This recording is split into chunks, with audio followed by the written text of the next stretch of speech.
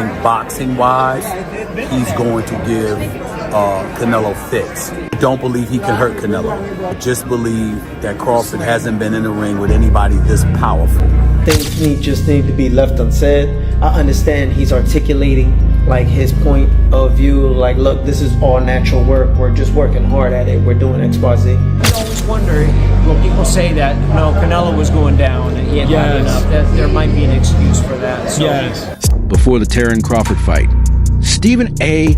Smith comments on Canelo Alvarez's notably larger frame, saying it begs the issue of how the size disparity will impact the result.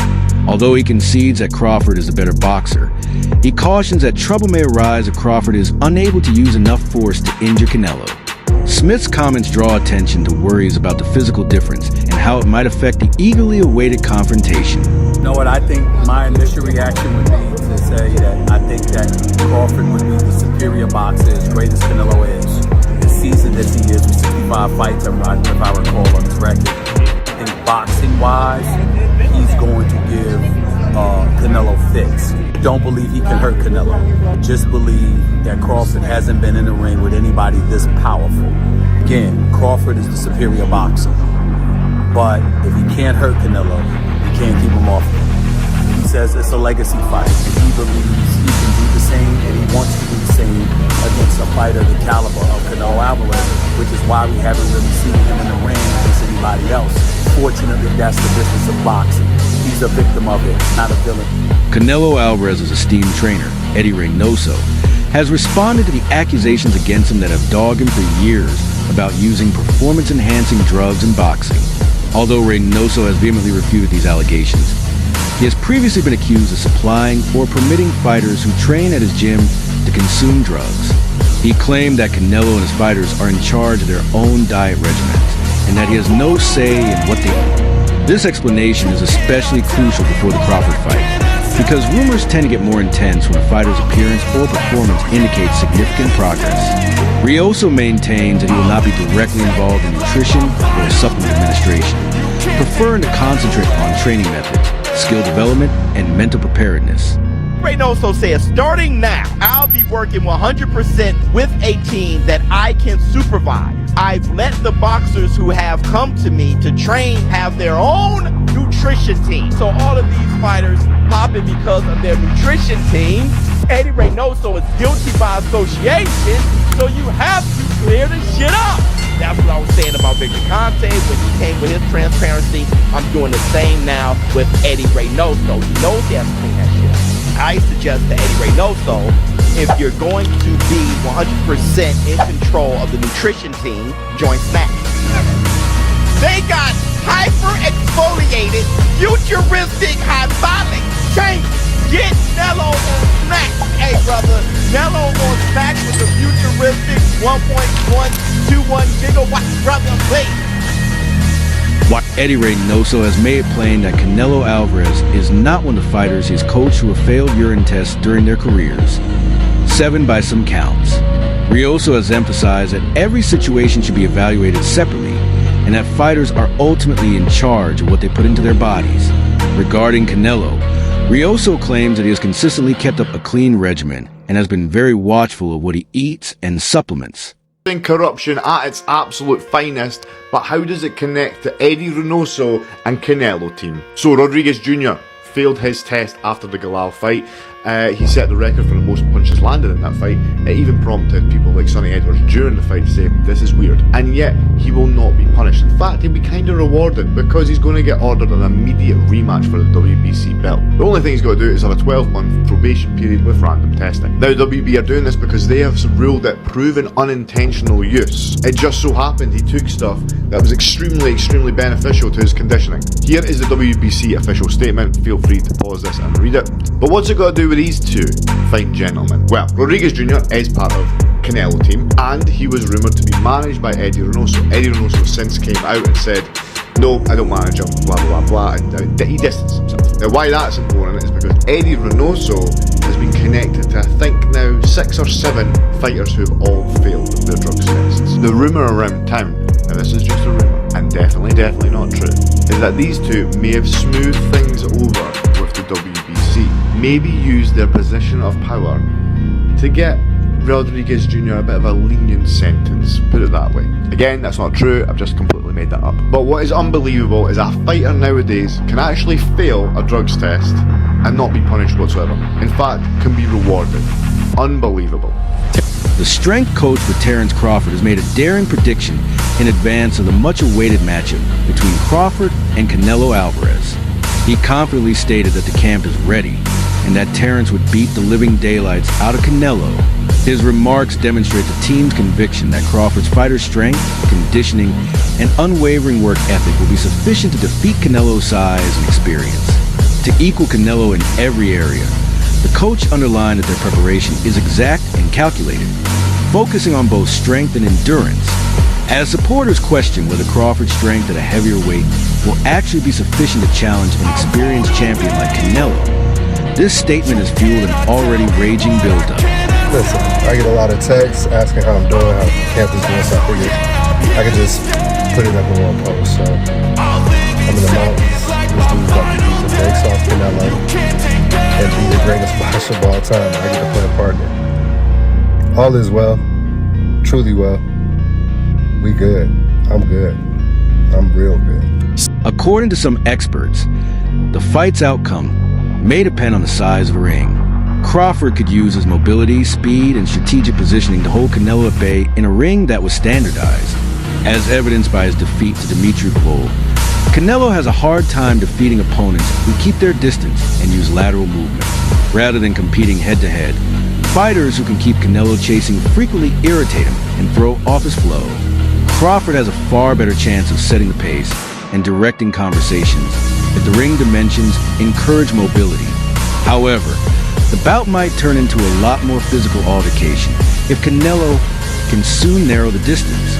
If the ring is standard size, I think Bud beats his ass all around the ring for 12 rounds. If Canelo want to come forward and get the whooping, that's what he's going to get. But that's the thing. In that last Skull fight, he didn't want to take the fight to Skull. So if Canelo don't come to fight, I don't want to see Crawford stand in the middle of the ring and take that type of risk. Because Crawford, talk about retirement, he can still go on after this. So he ain't got to take that punishment. He can run it back with him. I don't want Crawford forced into a dog fight with Canelo. No, I think he going to whoop his ass off 12 rounds. Jim Gray, a veteran sportscaster, has commented on the fight, describing it as a fantastic match between two warriors with remarkable histories.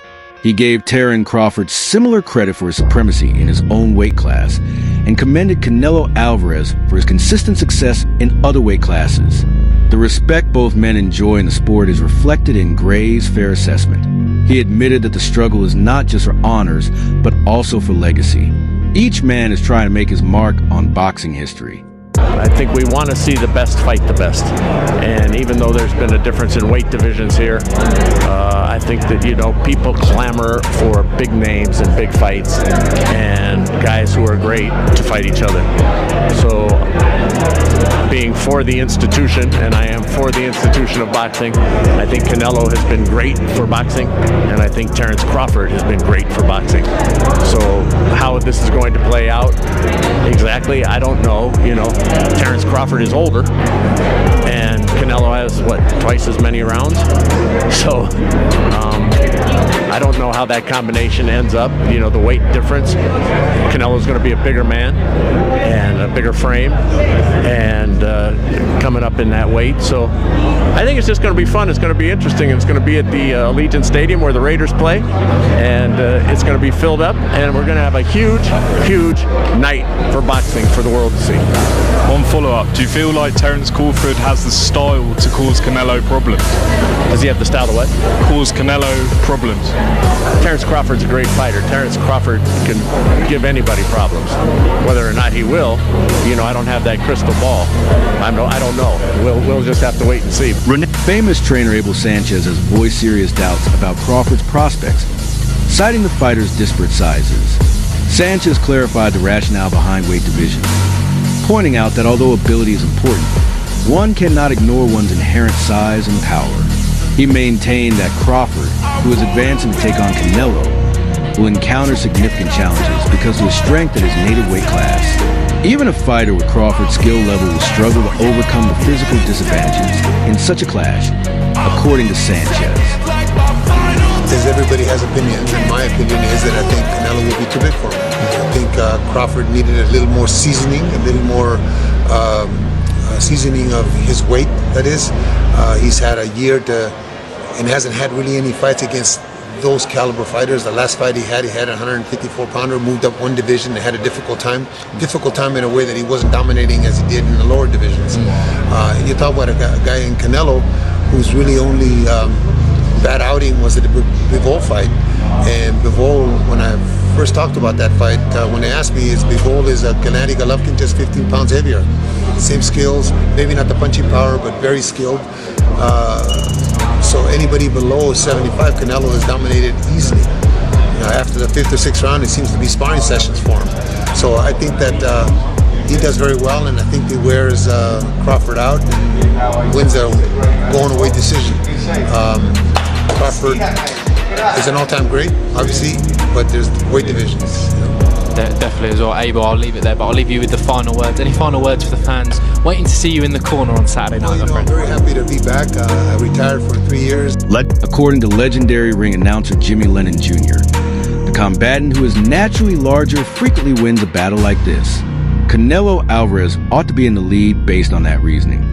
Lennon did point out that Crawford had a window of opportunity because Canelo has not appeared to be as dominant in his recent appearances.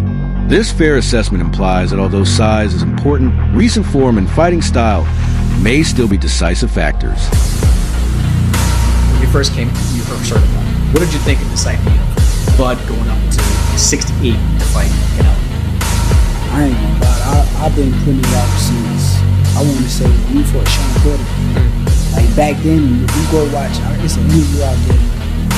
I had said I think that Terence Crawford would beat Canelo Alvarez right after he fought Sean Porter. So the idea, I've been thinking about it. I've been saying it before Bud even was saying it. Why were you saying it then? Like that was what, a few years ago? It was 160 or 168 at that point.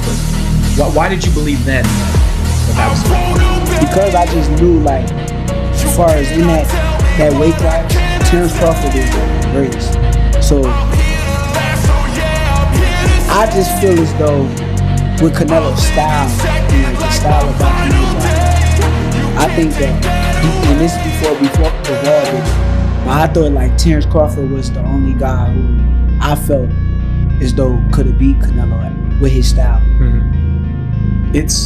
So tell me if you think I'm wrong here. Like, I might have been more confident after the Spence fight when he threw a lot of right hands in that fight. He was aggressive. Against Madrimov, he didn't throw a lot of right hands in that fight. And I've been saying for years that the only way to beat Canelo Alvarez is to throw right hands. Gennady Golovkin did it, almost beat him, should have beat him the first time around. Dimitri Bivol did it in their fight. Other guys tend to try to jab him. I don't think he can win fights. I was about to say, I disagree with you. That's not surprising at all. The unbeaten and exceptionally talented champion Shakur Stevenson has voiced his overwhelming belief in Terence Crawford's skills. He has referred to Crawford as the best in his weight class and thinks that his extraordinary abilities will be sufficient to defeat Canelo Alvarez, a bigger and more formidable foe. Since Stevenson is a fighter with credentials and demonstrated skill, his endorsements are taken seriously. His remarks underline the idea that size alone won't determine the result and demonstrate the respect Crawford enjoys among professional boxers. Despite the size differential, many in the boxing community believe Crawford poses a serious threat, which makes this possible clash one of the most fascinating and eagerly awaited in the sport right now. You guys, one reason you give Crawford a good chance at winning this fight is talking about Canelo has to have his feet set to deliver his power shots. Crawford making him pick his feet up. At 38 years old, putting on 14 pounds to go from 54 to 68, 38 years old, do you think his legs will be able to have the advantage that people that are picking him and thinking he could win this fight, will they have the advantage that they believe he will have at 38, putting on 14 pounds to those legs? I looked at my business partner Malcolm while we were there. I said, "Yo, look at his legs." He said, "Yeah." He said, "Yeah." I said, "They're thick. They're in shape. They look very strong." If anybody out there that want to act funny about what I just said, that's my job as a former athlete, as an analyst. I have to analyze everything, right? So I have to analyze how's his weight now distributed across your body. His body, right? Is it distributed a little too much right here in the midsection? Are the legs too thick? And now I'm not seeing the muscle pop and things of that nature. The dude is doing all of the right things. They have something called the incline in Colorado Springs. So just in case you don't know, Colorado Springs is about 6,000, a little bit more than 6,000 feet in the air, right? So it's above the altitude. I don't know where Vegas is. Vegas is around 1,000, I believe. Ahead of his fight with Canelo Alvarez, former world champion Shawn Porter has provided in-depth analysis of Terence Crawford's most recent physical change. Porter observed after seeing Crawford in person that his legs seemed particularly well-proportioned, strong, and thick, suggesting focused lower body training. He underlined that Crawford's weight increase was uniformly distributed, showing no disparity between the upper and lower bodies, which was indicative of meticulous diet and exercise.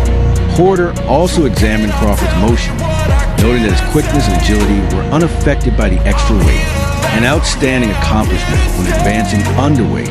Porter believes that retaining that speed while gaining muscle could provide Crawford a significant edge over Canelo, especially if Crawford uses his mobility to counterbalance the Mexican champion's strength and bulk. His remarks lend support to the notion that Crawford's team has carried out a meticulous and orderly strategy to guarantee top performance on fight night. So look, I'm going to give my prediction. I don't want this video to be long. Typically my videos are like 20, 25 minutes long. I get deep. I'm going to keep it real. I think y'all are out of your fucking mind. Y'all are out of your fucking mind. Look, if you want to say, I think Bud Crawford has an opportunity to win this fight, don't count him out. I don't disagree with this at all. I will say so. Never count Bud. I will say that. Never count Bud.